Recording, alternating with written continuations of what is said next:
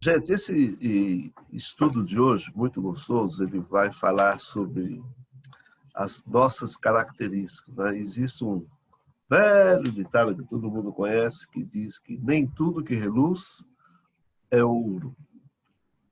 E como estava orando a Tatiana, ser crente hoje em dia, ser cristão no meio dessa sociedade corrompida, é algo realmente às vezes estressante para nós, porque o mundo nos olha quando sabe que somos crentes. Eles olham com olhos diferentes, né? Porque tudo que você faz, todas as suas atitudes, todas as suas palavras, eles estão medindo tudo. Eles podem fazer qualquer coisa. Você pisou fora, já vem o acusador.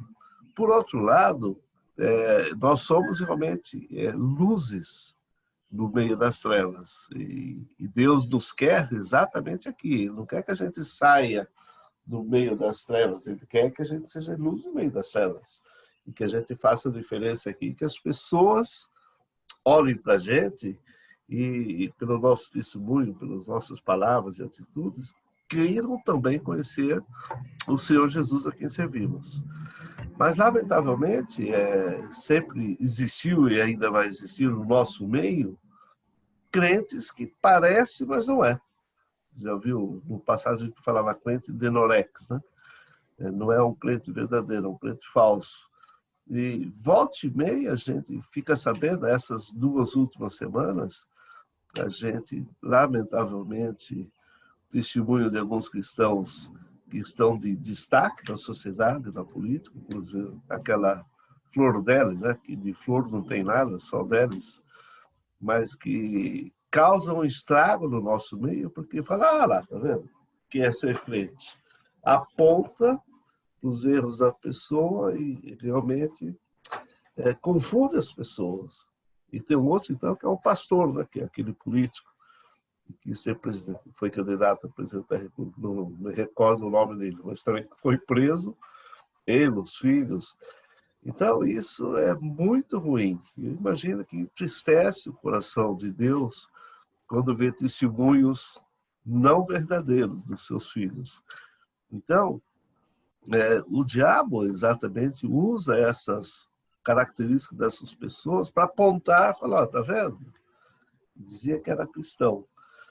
Mas a gente entende que João fala, e na sua carta de hoje ele fala, e nessa primeira carta, quando ele estava falando à sua igreja, o cuidado que nós temos que ter não é sair apontando os erros dos irmãos, mas o cuidado porque o mundo nos enxerga como luzes. E quando a gente vira trevas no meio das luzes, que diferença fazemos? Então, é o cuidado que temos que ter com as nossas atitudes, com as nossas palavras, com aquilo que falamos, que vimos, sentimos, porque nós estamos para fazer diferença no mundo, não ser igual a eles. Então, lamentavelmente, quando acontece esses percalços no nosso meio, Satanás sai dando risada da gente, né? Fala, tá vendo? Olha lá o cristão. Mas sempre houve pessoas que promoveram escândalo, e tem uma palavra na Bíblia que fala que ai daqueles que causaram escândalo no nosso meio e fizeram muitos se desviarem. Por outro lado, o João, que nós estamos estudando, ele fala assim, olha, essas pessoas que foram para o mundo estavam no nosso meio, mas não eram dos nossos. O que dá para entender isso? Mas o cara cantava no coral, o cara fazia isso, fazia aquilo, e uma vez caiu para o mundo, escândalo, e não mais voltou. O João fala assim, ele estava no nosso meio, mas não era dos nossos. E aí Jesus vai falar a parábola do joio, que está lá em Mateus 13, 24 a 30, que a gente vai ver rapidamente, dizendo que o cuidado que nós temos que ter, que nem todos no nosso meio são verdadeiramente salvos. São pessoas que estão no nosso meio, mas desfrutam do Espírito Santo, desfrutam do prazer de louvar o Senhor, desfrutam de tudo que nós temos, mas não dão testemunho verdadeiro cristão. E isso é terrível. E cada vez que isso acontece no nosso meio, vem o acusador em cima da gente. E os nossos amigos, olha lá, tá vendo? Isso é ser crente. Então, nós temos que estar prontos para responder com o nosso testemunho. Não falar, realmente não presta, sair acusando. Não, fala, olha, a gente tenta ao máximo imitar o Senhor a quem servimos, que é Jesus Cristo, mas, lamentavelmente, o pecado está no nosso meio ainda e as pessoas pisam na bola, pecam contra o Senhor e realmente se desviam da verdade. Vocês viram essas últimas 2 semanas esses escândalos públicos de pessoas consideradas o quê? Crentes. É terrível isso. Todo mundo sai apontando o dedo para cima da gente. O que vocês acham disso? Breve, alguém quer comentar? Diga lá. Senão só falo eu. Kelly, você está atenciosa aí. O que você acha da situação? Eu não sei. Eu acho que é o que a gente falou na aula passada, né? Que acaba que quando você tá junto, né, com os demais crentes, né? Acabam te apontando, né? Com maior facilidade, né? E o que eu achei interessante também no estudo dessa semana é aquela parte que fala que o crente, né, falso é igual um produto falso, né, que fala na conclusão lá né, uma hora ou outra vai aparecer, né, eu acho Vai que aparecer. vai aparecer, você vai perceber a diferença entre o que é verdadeiramente bom e o que não é, né, acho que até por isso que Deus permite que fiquemos juntos todos, né, para depois vir aparecer o... Não, é para aprendermos que com esses escândalos, lembra que a palavra também fala, você que está de pé, cuide-se para que também não caia. Então, o viver cristão, gente, é sempre, lembra, nós vimos no domingo passado como tratar do pecado, é sempre estarmos olhando para nós. A gente gosta de olhar para os outros, né? Mas não, quando Paulo fala lá em 1 Coríntios 11, cada um examine-se, ele está falando da participação da ceia do Senhor, cada um olha para si, não olha para o pecado do outro. A gente é muito gostoso falar, olha o que aquele irmão fez, olha o que aquele outro fez, olha o que aquele... Então, e não olha para dentro da gente. Então, nós temos que nos cuidar, realmente o Espírito Santo está em nós, para exatamente isso, para que a gente tome cuidado, porque o mundo realmente é complicado. E a Bíblia toda fala, cuidado não se amoldar com as coisas do mundo. Mas deixa eu mostrar o nosso PowerPoint de hoje, a nossa lição, deixa eu ver, está aqui. Cadê ele? Opa, já comecei lá pelo fim. Então, as características do verdadeiro cristão. Isso que a gente vai ver hoje. Então, o que a gente tem como alvo da lição de hoje? Para que sermos capazes, ou seremos capazes, de tomar conhecimento do que é ser cristão verdadeiro. Então, se a gente aprender hoje, pelo menos, saber o que é um cristão verdadeiro, e se a gente não está nessa rota, é corrigir a nossa rota, para que a gente se torne realmente um cristão verdadeiro. Sentir, desejar ser um cristão segundo os padrões de Deus. Então, a gente tem que tomar cuidado de não ser padrão de igreja. Esse é o grande problema que existe no nosso meio cristão. A gente faz os nossos padrões seguindo os homens, que diz a cultura da minha igreja, daquilo, e esquecemos de olhar qual é o padrão de Deus. Deus olha para o nosso coração e não olha para o nosso exterior. E, por último, agir, investir esforços diariamente para ter uma vida digna do Evangelho. Então, o texto da lição de hoje nos ajuda a examinar exatamente essa dimensão do caráter cristão que se manifesta no relacionamento do crente com Jesus. Ou seja, nós temos que realmente nos examinarmos a cada instante para que realmente a gente venha cada vez mais parecer com o Senhor Jesus. Mas eu separei 10 características de um crente verdadeiro dentro. Esse Paul Washer é o fundador de uma missão, Um Coração que Chora, um coração choroso, e ele é um missionário, e entre 15, eu só separei 10 características baseadas no nosso texto de 1 João 2, hoje. E eu vou compartilhar com cada uma delas com vocês, a gente vai discutir ponto a ponto. A primeira prova de que realmente o verdadeiro crente está lá em 1 João. Vocês estão com as suas Bíblias abertas? Não? Porque são textos pequenos, mas que vale a pena conferir. Porque isso é o que vai tratar a lição de hoje. Exatamente. Saber as características de um crente verdadeiro para a gente corrigir se a gente não está parecendo com isso. Ó, 1 João 1, 4 a 7. Ele fala do quê? Do crente que anda na luz. Sabemos que somos crentes verdadeiros porque andamos na luz. Nosso estilo de vida está aos poucos se conformando ao que Deus nos revelou sobre a sua natureza e sobre a sua vontade.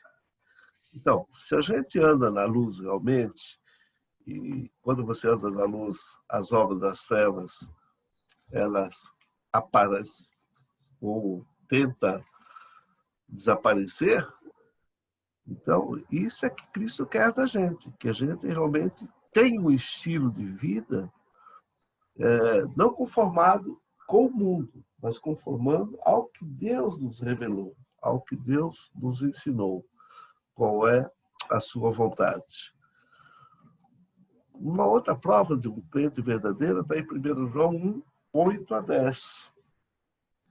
8 a 10, ele fala: se dissermos que não temos pecado, fazemos o quê? A verdade não está em nós. Mas se confessarmos, ele é fiel e justo para nos perdoar os pecados e nos purificar de toda injustiça. Então sabemos que um crente verdadeiro, porque nossa vida é marcada por sensibilidade ao pecado, arrependimento e confissão. Quero parar por aqui desses 2 pontos, por enquanto, depois a gente abre mais os outros 8 pontos, mas para vermos o que vocês acharam desses pontos, se realmente é o que aparece que é o crente verdadeiro. Quem quer falar alguma coisa desses 2 primeiros textos? Algum comentário? O Joilson está entrando ou já entrou? Está entrando. Carol, o que você acha disso? São 2 características realmente de um crente verdadeiro? Na minha visão, sim. Porque andar na luz, né, como a gente já tinha falado em outras aulas e até agora mesmo, a gente tem que andar na luz, né, seguindo os caminhos de Jesus, o que Jesus manda a gente fazer. E a nossa vida é marcada pela sensibilidade do pecado, porque as pessoas normais não, as pessoas que não são crentes, sem Cristo, elas não têm sensibilidade nenhuma com o pecado. Mas a gente tem que tomar cuidado. Valeu, Carol. Mas a questão dessas 2 marcas, de andarmos na luz e o verdadeiro crente, aquele que reconhece que ainda peca e confessa. Então, esse é um cuidado que a gente viu na aula passada, mas é uma característica do crente verdadeiro. Não é aquele que acha, eu estou bem, sou cristão, o diabo não me atinge mais. Não, o crente verdadeiro reconhece que ele depende de Jesus, depende do seu dia a dia com Cristo, depende de sempre estar olhando para dentro de si e vendo se há alguma coisa para consertar. Esse é o crente verdadeiro. Não é aquele que acha que já está lá no pedestal lá em cima e eu sou intocável. Não. Esse é aqueles que são falsos. Acho que já atingiu o clímax de cristão. No entanto, a gente ouve essa semana aí pastor preso porque pegou com a mão na botija. o outro porque assassinou o marido por causa disso. Então, gente, e todos eram cristãos, se diziam cristãos, e aí? O que vocês acham? Fala, Edu. Essas duas características que vimos. Então, até é assim, andar na luz é andar na verdade. Que quem anda nas trevas, ele procura sempre estar escondendo, pondo tudo por debaixo do tapete. Andar na luz é andar de, vamos dizer assim, cabeça erguida. E quando pecamos, né, confessamos, né? O Espírito Santo, andando na luz, o Espírito Santo, ele nos convence do pecado e nós temos que nos arrepender e pedir perdão. Então, você crê que essas duas características são verdadeiras na vida do verdadeiro cristão? Sim, com Andar na certeza. luz e o cristão que confessa o pecado. Vamos ver mais duas delas. Olha aqui. Onde que estava? Opa. Duas. Essa aqui. Então, uma, duas. Ó, a terceira prova está lá em 1 João 2, 3, 4. Olhem rapidamente lá com suas Bíblias abertas, versículos 3 e 4. E nisso sabemos que o conhecemos, se guardarmos os seus mandamentos. Aquele que diz, que eu conheço e não guarda os seus mandamentos, é mentiroso e nele não está a verdade. Então, sabemos que somos crentes verdadeiros porque guardamos os seus mandamentos, ou os mandamentos de Deus. Desejamos conhecer a vontade de Deus e nos esforçamos por obedecê-la. Lamentamos quando somos desobedientes, quando não atingimos o alvo, quando erramos, ou quando não obedecemos aos mandamentos do Senhor. A quarta prova está lá em 1 João 2, 5 e 6. Olha o que ele continua dizendo, 2, 5 e 6. Mas qualquer que guarda a sua palavra, o amor de Deus, nele também verdadeiramente é aperfeiçoado. E nisso conhecemos que estamos nele. Aquele que diz que está nele também deve andar como ele andou. Ou seja, sabemos que somos verdadeiros porque andamos conforme Cristo andou. E desejamos imitar a Cristo e crescer na conformidade dele, ou parecido com eles. Então, essas duas características, voltando, para a gente ver mais duas, só completar. Então, essas duas características também demonstram que somos crentes verdadeiros, ou seja, obedecemos à palavra do Senhor. Agora, para obedecer à palavra, tem que conhecer a palavra. Esse tempo que a gente passa aqui juntos de quase uma hora é exatamente isso, para conhecermos as verdades.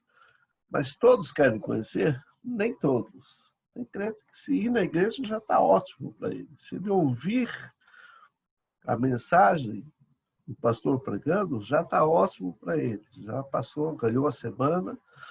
Mas durante a semana não gasta 3 minutos para ler um texto bíblico e ver a verdade que Deus quer para a sua vida. Sidney, o que você acha dessas duas outras verdades de cristão verdadeiro? Na minha visão tá super correto, né?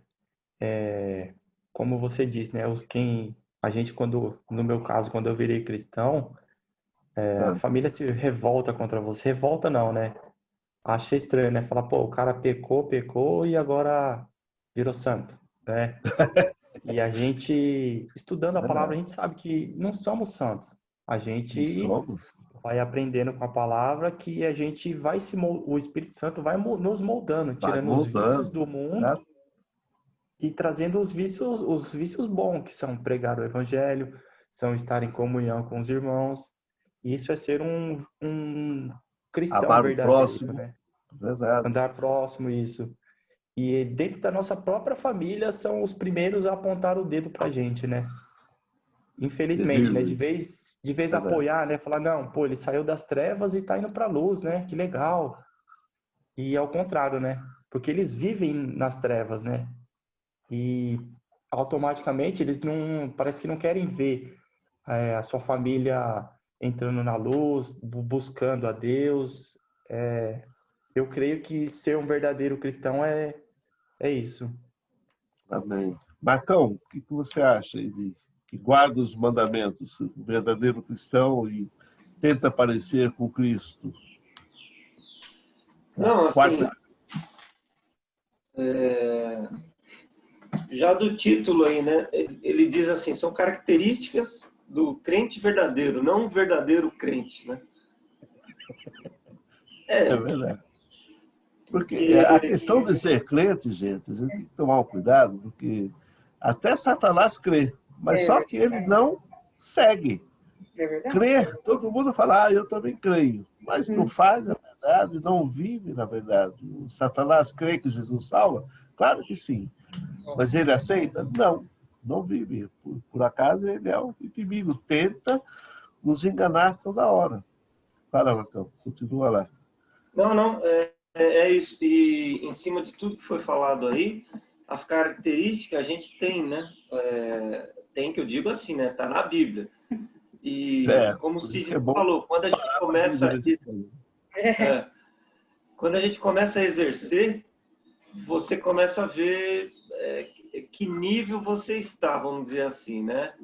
Como você está sendo visto, como você está exercendo aquilo que você falou que ia fazer, né? Que é exercer as características de um crente, né? O pastor. E outra, você é como numa profissão. Ó, o cachorro. É como numa Quem tá profissão. falando? A Simone. Tá. É como Fala, numa assim. profissão. Você vai exercer aquilo que você conhece. Se você não lê a palavra, não conhece o que Jesus te ensina, o que te instrui, como é que você vai exercer e vai praticar aquilo que você não conhece? Então, é onde entra aqui a prova, que o pastor colocou a prova 4, guardar a palavra, é isso.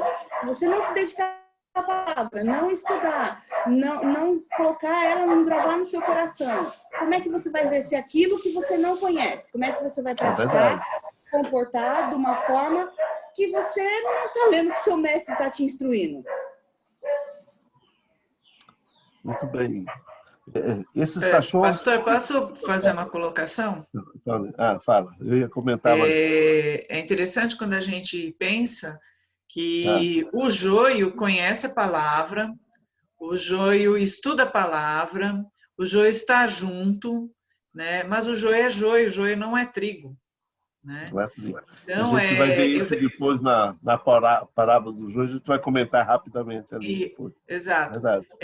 O fato de conhecermos, né, não quer dizer que nós vamos praticar. Né? E a gente pega cristãos aí de velho, de igreja, né, a gente fala assim, mas que conhece, vai falar que não conhece. Né? Eu vejo assim, a palavra de Deus, ela é prática. Né? Tem que praticar. Né? E a questão da prática eu vejo assim muito como o exercício físico, né, que a gente faz. O professor de educação física, então a gente pensa assim, o treinamento é o exercício, você consegue fazer um movimento sem pensar, vamos dizer assim, você treina o seu corpo a executar determinado movimento esportivo com muito treinamento. Então, a vida cristã, ela é um treino diário, tem que ser estilo de vida, igual o senhor colocou agora no início, né? É estilo de vida, tem que treinar diariamente, né? Agora, por nós mesmos, a gente consegue fazer isso?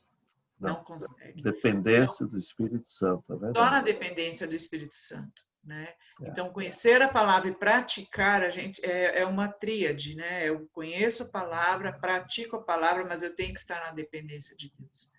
Por nós, humanos, a gente tenta, e daí a gente tropeça e cai. Né? Então, o buscar a Deus diariamente que faz a diferença entre o joio e o trigo. Né? Pior do que isso é não conhecer a palavra. Aí é pior ainda, porque muitos crentes se esfriam e desviam rapidamente da verdade por não conhecer a palavra. Não estudam, não lê a Bíblia, então... depende só do que ele ouve, mas não do que ele vê. E às vezes ele ouve, geralmente numa pregação, quando a gente ouve uma pregação, a gente guarda quanto? 30% do que ouviu? 20%? Agora, quando você pega a palavra e medita nela, você investe meia hora lendo, por exemplo, a primeira carta de João é fantástica, né? Ela traz ensinos do amor de Deus e características do crente e práticas religiosas que ele vai combater, que ele está combatendo as heresias aí do pessoal que falava que não é bem assim, que Cristo não é só Cristo que salva, a gente tem que fazer alguma coisa também, cumprimento da salvação. Então, se você não conhece verdadeiramente a palavra de Deus, e muitos dos nossos familiares, queridos irmãos, que seguem uma linha de religiosidade, principalmente do catolicismo romano, eles vêm de quê? Que eu ouvi falar que o meu avô era católico, meus pais são católicos, mas não conhecem a palavra. A hora que eles conhecem a palavra, eu vou dar um testemunho rapidamente de um irmão que, quando nós fizemos, acho que a Tati estava, quando o Bartimeu estava, nós fizemos aquele evangelismo no bairro Campestre. Macau estava nessa época, não? Eu já encontrei, a gente usou as 4 leis e fizemos. Eu lembro que nós tivemos na nossa igreja um irmão que, hoje é nosso irmão, José Gonçalves, não sei se vocês lembram dele. Ele era uma pessoa católica praticante e foi alcançado nesse evangelismo que nós fizemos no bairro. E ele encontrou Jesus lendo a palavra, gente. A hora que ele começou a ler, e hoje a Igreja Católica, graças a Deus, começou a liberar a questão de poder ler a Bíblia, e ele entendeu que o que ele estava praticando era uma religiosidade, mas não conhecia verdadeiramente Jesus. Aí, quando nós saímos pregando e chegou na casa dele, ele falou, puxa, era isso que faltava. Conhecer esse Jesus de perto, saber que eu preciso aceitá-lo. E ele veio para a nossa igreja, ele e algumas outras famílias, os fontanetas, eu lembro bem disso também, que eram bons católicos, praticantes. Mas o pessoal não conhece a palavra. Quando conhece a palavra e vê a verdade, realmente, isso muda a vida das pessoas. Então, por isso, de novo, eu repito, eu sou muito amante de escola bíblica, porque realmente é um tempo que a gente para analisar esses pontos, do que a gente está vivendo ou não. E a importância de ler a palavra, e não depender apenas de pregações, porque as pregações são muito bonitas e realmente eleva a nossa alma e muitas vezes nos faz aproximar do Senhor. Mas se eu não tiver durante a semana um tempo investido em conhecer mais o Senhor a quem eu sirvo, nós vamos ser crentes guiados por qualquer onda de doutrinas. Aí você vê alguém falando uma coisa, puxa, bonito que o cara falou. E vai lá ver o que é. Mas, quando você conhece a palavra verdadeiramente, você não deixa de ser guiado por essas doutrinas. Doutrina disso, daquilo, de ter isso, não ter aquilo. Então, muito cuidado. Mas 4 características que a gente viu, vamos ver mais 2. Então, a gente gasta o tempo e não faz. Mas está muito gostoso. Todo mundo fala aí. Deixa eu ver lá. Isso aqui, 3 a 4. Vamos ver as próximas. A quinta característica está em 1 João 2, de 7 a 11. Eu não vou ler todo o texto, mas 1 João 2, de 7 a 11, ele vai falar do que amamos os escravos. Olha aqui. Sabemos que somos crentes verdadeiros porque amamos os outros cristãos. Desejamos comunhão com eles e procuramos servi-los em atos e em verdade. Então, aquele que não ama, João, inclusive, ele fala, nem conhece a Deus. Porque Deus, gente, é amor. E se nós não praticarmos o amor uns com os outros e fora também do nosso meio cristão, como é que a gente quer dizer que é crente verdadeiro, se nós não amamos? nem os nossos irmãos. Na sexta prova está lá em 1 João 2, 15 e 17. Sabemos que somos crentes verdadeiros porque temos desdém cada vez maior pelo mundo e rejeitamos tudo que contradiz e se opõe à natureza e à vontade de Deus.